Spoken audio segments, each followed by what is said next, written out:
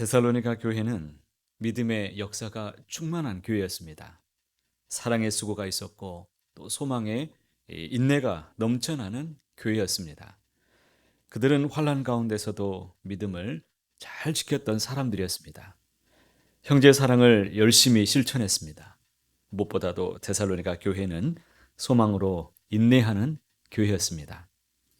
주님이 다시 오심을 소망하고 간절히 기다렸던 사람들. 그렇기 때문에 어떠한 어려움에도 그들은 시험에 들지 않고 흔들리지 않고 믿음으로 살아냈던 사람들이었습니다. 그렇지만 바울은 재림에 대한 성도들의 이 마음 가운데 그들 안에 슬픔이 있었기 때문에 그것을 또 자세하게 권면해 줄 필요성이 있었습니다.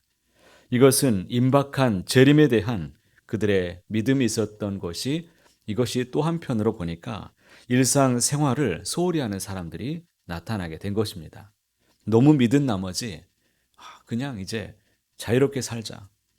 그리고 또 한 가지는 주님의 재림 이전에 이미 죽은 성도는 그러면 어떻게 될 것인가에 대한 그들 안에 논란이 있었던 것입니다. 오늘 우리가 읽은 데살로니가전서 4장에 있는 이 말씀은 재림에 관한 이 말씀을 우리에게 전해주고 있죠. 그래서 재림 이전에 죽은 성도에 관한 말씀을 몇 가지 살펴보고자 합니다. 13절에 보면 형제들아 자는 자들에 관하여는 너희가 알지 못함을 우리가 원하지 아니하노니 이는 소망 없는 다른 이와 같이 슬퍼하지 않게 하려 함이라. 데살로니가 교회는 주님의 재림이 곧 있을 것이라고 믿었습니다.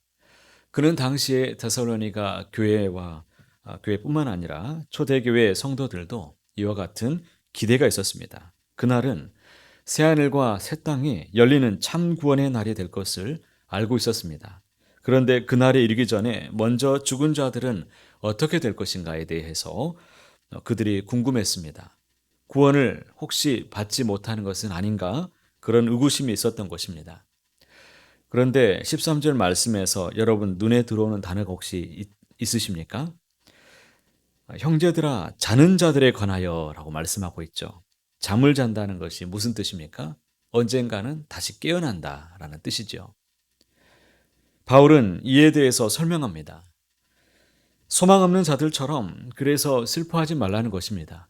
다시 일어나게 될 것이기 때문입니다. 14절에 보면 우리가 예수께서 죽으셨다가 다시 살아나심을 믿을진데 이와 같이 예수 안에서 자는 자들도 하나님이 그와 함께 데리고 오시리라. 진정한 소망은 진정한 믿음에서 시작되는 것입니다. 그 믿음은 예수께서 죽으셨다가 다시 살아나심을 믿는 믿음입니다. 이것이 참된 믿음이죠. 이것이 바로 구원을 얻는 믿음입니다. 부활을 믿는 믿음, 여러분에게는 이 부활을 믿는 믿음이 있으십니까? 이 믿음을 소유한 사람은 어떤 고난도 이길 수 있습니다. 지금 현재 당하는 문제 때문에 슬퍼하지 않습니다. 견딜 수 있는 힘이 있습니다. 이 믿음을 가진 사람들은 비록 죽었어도 주와 함께 다시 영원히 살아가게 될 것입니다. 그래서 이미 죽은 자들은 주님이 재림하실 때에 주님이 함께 데리고 오실 것이다 라고 말씀하고 있습니다. 그리고 그날은 부활의 날이 될 것이다 라고 증거하고 있습니다. 16절에 있는 말씀은 함께 읽어보겠습니다. 주께서 호령과 천사장의 소리와 하나님의 나팔 소리로 친히 하늘로부터 강림하시리니 그리스도 안에서 죽은 자들이 먼저 일어나고 14절에서는 주님이 재림하실 때에 죽은 자들을 데리고 온다라고 말했습니다. 그런데 여러분 이 16절에서는 땅속에 묻힌 성도들이 일어난다라고 하는 다소 모순된 말씀을 지금 전하고 있죠. 이에 대한 해석은 두 가지 견해가 있습니다. 첫째는 이 14절과 16절은 같은 의미라는 말씀이 되는 것이죠. 14절에 하나님이 그와 함께 데리고 오신다라는 이 말은 꼭 하늘을 의미한다라고 볼 수 없다라는 견해입니다. 그래서 이 말씀은 16절에서 죽은 자들이 먼저 일어난다라고 하는 이 말씀과 같은 의미로 해석하는 한쪽의 해석이 있습니다. 그리고 또 한 가지는 예수님을 믿다가 죽은 자들이 주님의 재림과 더불어서 하늘로부터 함께 온다. 그때에 땅에 묻힌 육신이 부활하여서 영과 육이 결합하여 신령한 몸으로 변화하는 최종적인 부활이 일어나게 될 것이다 라고 보는 또 입장이 있습니다. 여러분, 무엇이 맞을까요? 첫 번째가 맞을까요? 두 번째가 맞을까요? 그동안 수없이 말씀을 들어오셨죠?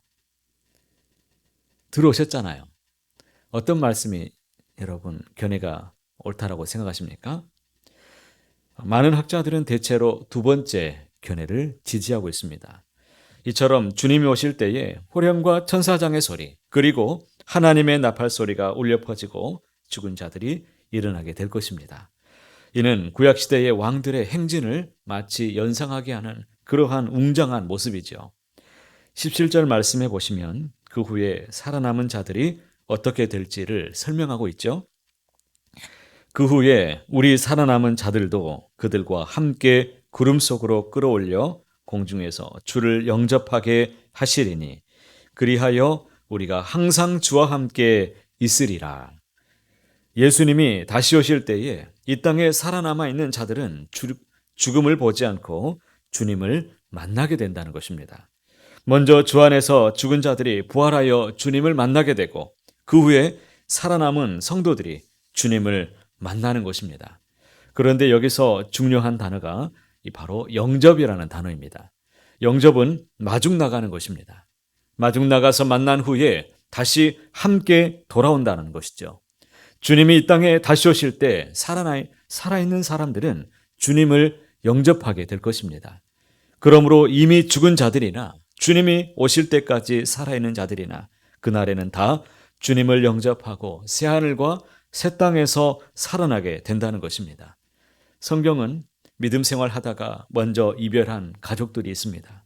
그 가족들이 이 말씀으로 서로 위로하고 또 위로받을 것을 지금 고면하고 있습니다.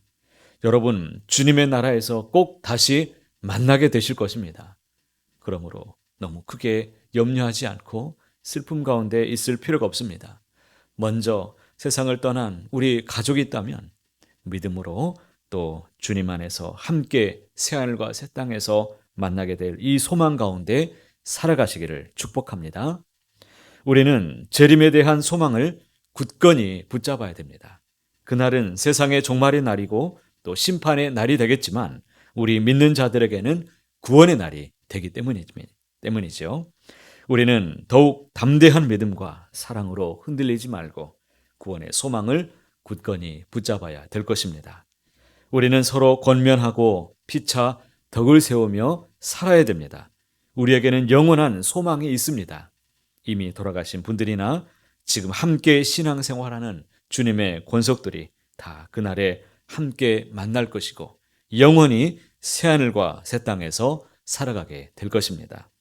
그러므로 이러한 소망을 가지고 더욱 서로 권면하고 사랑하고 주님 오심을 기다리면서 주님을 기쁘게 맞이할 수 있도록 날마다 믿음을 가지고 사랑을 가지고 소망 가운데 굳건히 믿음 안에서 살아가는 저와 여러분이 다 되시기를 간절히 소원합니다.